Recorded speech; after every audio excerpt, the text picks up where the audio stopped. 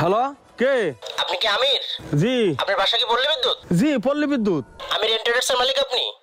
হ্যাঁ, কিন্তু আপনি কে? আমি ভুয়াখালী থানা থেকে এসআই সাহেব বলতেছি। আমাদের থানায় আপনার নামে একটা মার্ডার মামলা হয়েছে। কি কইতেছেন স্যার? আমার নামে মার্ডার মামলা মানে? আমির সাহেব, আপনার নামে আমাদের কাছে যথেষ্ট প্রমাণ আছে, আপনি দ্রুত থানায় চলে আসুন। আবার থানায় কে স্যার? আমির সাহেব, আপনি যে মামলায় ফাঁসে গেছেন, ফাঁসি না হলেও যাবজ্জীবন জেল তো হবে 100%। আমার মনে হয় না এই মামলায় আপনি জামিন পাবেন। তাড়াতাড়ি থানায় আসুন, নয়তো আমরা আধা ঘন্টা পর আবার ফোন দেবো। আচ্ছা স্যার।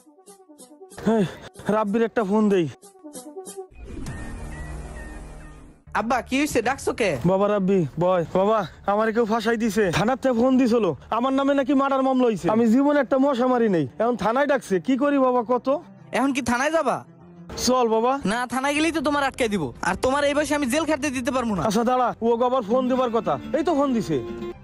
Hello sir. হ্যাঁ আমির সাহেব, আপনি এখনো থানায় আসেননি কেন? কি যে কমু হইছে কি স্যার, অন্য কিছু একটা করা যায় না? অন্য কিছু বলতে কি স্যার, কিছু পয়সা কড়ির ব্যাপারে। টাকা পয়সা? জি স্যার। স্যার, আসামি টাকা পয়সার কথা বলে। 10 লাখের কথা বল। স্যারে বলছে 10 লাখ।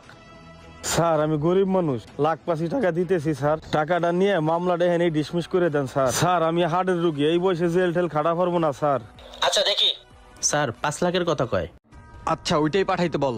আচ্ছা, এই হোয়াটসঅ্যাপ নাম্বারে আমি একটা অ্যাকাউন্ট নাম্বার দিচ্ছি, আপনি দ্রুত টাকাটা ট্রান্সফার করুন। Okay sir. স্যার, টাকা গেছে? হ্যাঁ আমির সাহেব, টাকা আসছে। এই মামলা থেকে তোমার নাম কেটে দিচ্ছি, তুমি নিশ্চিত থাকো, তোমার আর কেউ জ্বালাবে না। আচ্ছা রাখো। Okay sir. বাবা, এই যাত্রায় বাইসে গেছি বাবা। আল্লাহ বাঁচাইছে। কি হচ্ছে স্যার, আপনারা তো চিন্তিত মনে হইতেছে কেন? আরে বাবা, আর কইও না, আমি জীবনে কারো গায়ে একটা হাত তুলে দেখি নেই, অথচ আমার নামে থানায় মার্ডার মামলা হয়ে গেছে। পরে থানায় 5 লাখ টাকা দিয়ে মামলাটা ডিসমিস করলাম বাবা। কি গো, তোমার নামে মামলা হয়েছে, তা থানায় গেছিলা? না বাবা, থানায় যাই নাই। হ্যাঁ রে কাকা, তোমার নামে একটা মার্ডার মামলা হয়েছে, থানায় যাবে না? কে মামলা করলো, কোথায় মামলা হলো, এটা খোঁজখবর নিবে না? হুট করে 5 লাখ টাকা পাঠাই দিলা।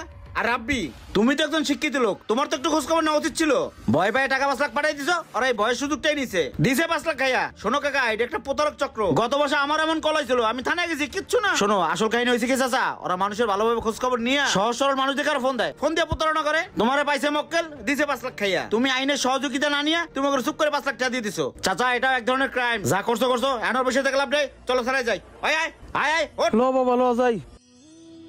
হ্যালো গাইস, এই ভিডিওটি বানানোর একটি উদ্দেশ্য, পুরো ভিডিও না দেখে কেউ কমেন্ট করবেন না। যতই দিন গড়াচ্ছে ততই প্রতারণা বেড়েই চলছে, তাই এই ধরনের প্রতারণা যারা সম্মুখীন হন, সাথে সাথে পার্শ্ববর্তী থানায় যোগাযোগ করুন, কিংবা কারোর সাথে খোলাখুলি আলোচনা করুন। কারো ফোন আসলে ভয় পেয়ে কেউ দুর্বল হবেন না, ওরা সেই দুর্বলতার সুযোগটাই নেয়। তাই আইনের সহযোগিতা নিয়ে নিজেকে সাহসী প্রমাণ করুন। ভিডিওটি ভালো লাগলে লাইক কমেন্ট সাথে পাশে থাকবেন। ধন্যবাদ।